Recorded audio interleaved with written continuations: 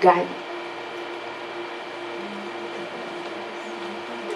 To make it short, my second daughter is attending also church every time. And my daughter is so small, very fat, and shy, very shy. And one of the visitors in the church is my son-in-law. He is tall, very handsome, and he's so my daughter. In the church, many pretty child of God, but how come he attract my daughter so small, very fat, very dark, instead of tall, dark, and beautiful? But I didn't understand. To make it short, why do you like my daughter? She's small and opposite to you. And he answered me, I see Jesus in her. As a mother, that's me.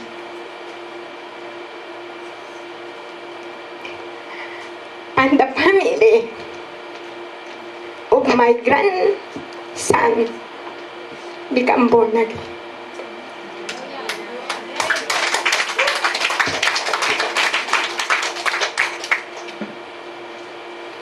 It's not easy to follow Jesus. It's not easy.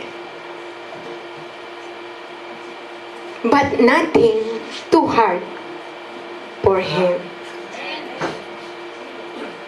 If you follow Jesus, you have everything.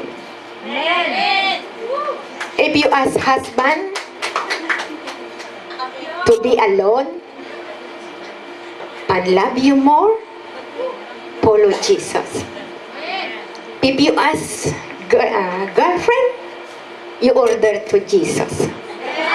And He give you more beautiful. And if you ask boyfriend, order to Jesus. You can order to Jesus. If you want black, it's okay. If you want yellow, it's okay. If you want blue eyes, it's still okay.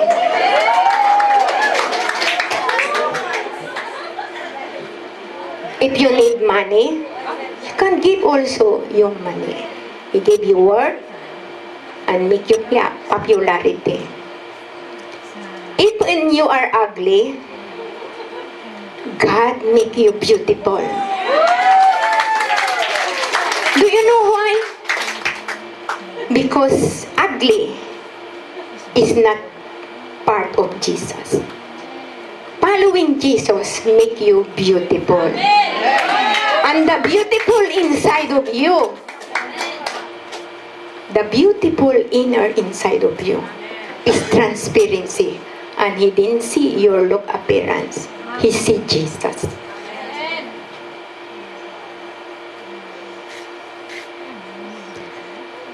When you follow Jesus, everything is follow you also. Sometimes you didn't need this. But if you have Jesus, everything follow you. Another scripture to follow Jesus. Luke chapter 9, verse 62.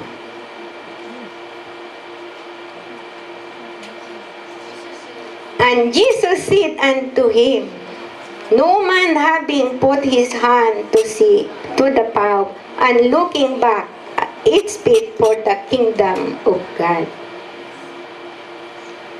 What Jesus want from us? Total dedication, not half-hearted commitment, We can pick and choose among Jesus' idea and follow Him. We have to accept the cross along with the crown, judgment as well as mercy. We must count the cost and be willing to abandon everything else that has given us security. With our focus on Jesus, we should allow nothing to distract us from the manner of living He called good and true.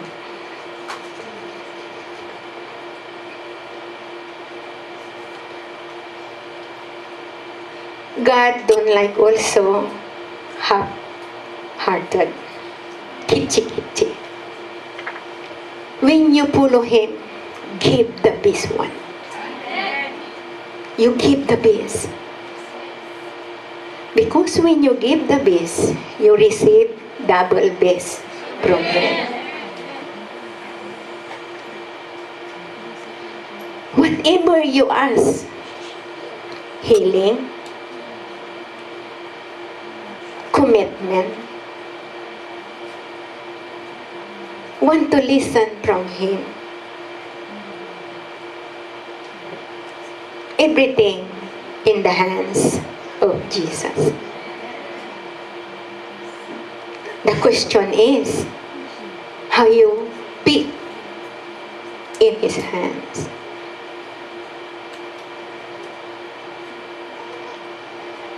Did you also make conversation to Jesus by faith? Every time I did, I always ask Him, Lord, I am alone. Do I need husband? Yes.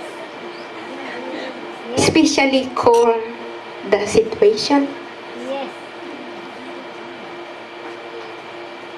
Oh, you are my husband and friend. Amen. When I saw my friends walking with someone holding hands,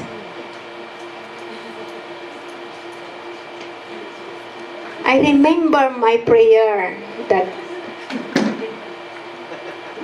I want my husband when we are very old to holding hands.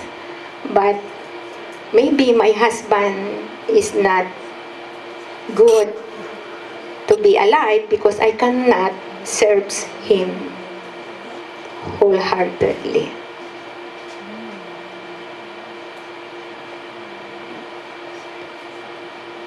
Every time I ask my husband to come with me, he is half-half. During worship, it's okay for him. But during the message, the word, he always say, they always criticize me and they say, I'm always the one who wrong. I didn't do good.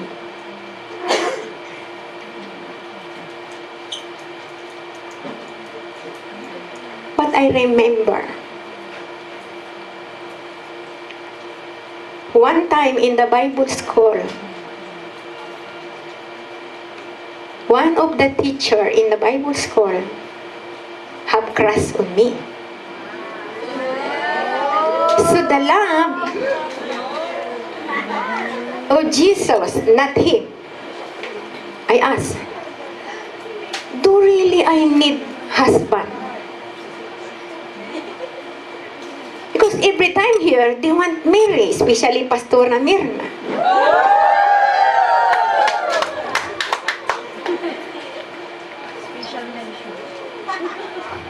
Special request. She won. Of course. Because when Pastor Kaur want ask him, everybody want to come here. It's not too hard. If you really want it and need it, just follow Jesus' advice. You order every time you order.